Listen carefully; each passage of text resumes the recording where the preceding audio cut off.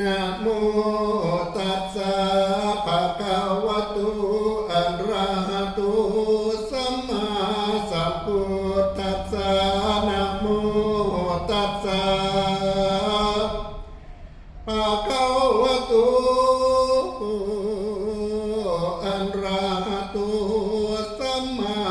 สัมพุทธัสสะนะโมตัสสะภะคะวะโตอะระหะโตสัมมาสัมพุทธัสสะสีสีสิทธิปะคนบอกวันเว้นวิเศษอติเดกเตโชชัยตุปวังชัยมังคละมหาสิริมังคเลสัตเปตพร้อมอาโก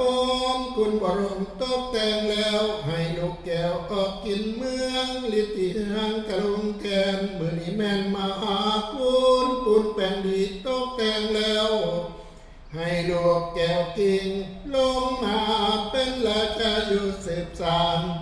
เมืองมีกวางนครศรีวันนี้อุดมดีเป็นวันโชคจอมไตโลกยอมลือสา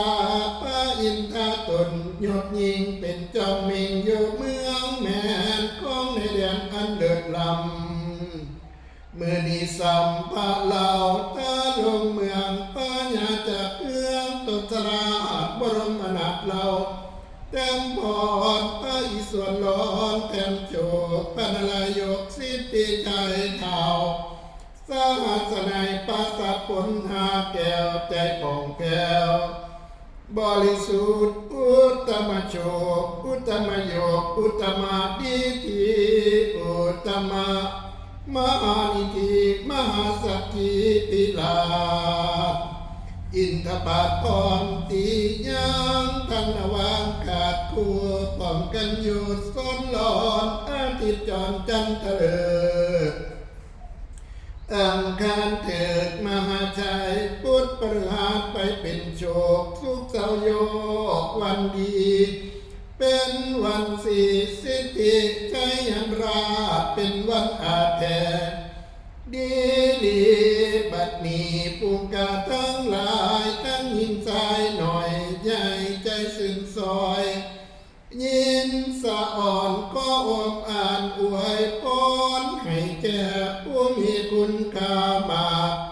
ข้าหน่อยหากขอวอนคุณอนุสรณ์สามสิ่งคือปรัตนาใจแก้วกิ่งดวงดีกับตั้งคุณประเสริฐสีทุกแห่งทุกแหล่งลาสวงสวรรค์ก็จงลงมาเสกสรรเป็นประพรเป็นคำสอนอันประเสริฐคือให้เกิดอายุวันนาสุขะพละปฏิภาณทานสารสมบัติทุกอย่างเกิดแสงสว่างแก่สัตว์โลกให้ทุกโศกสวัสดีชัยศรีชัยตุปวังชัยมังคลังเป็นสุขังแหวนยิ่งตวนทุกสิ่งบริบู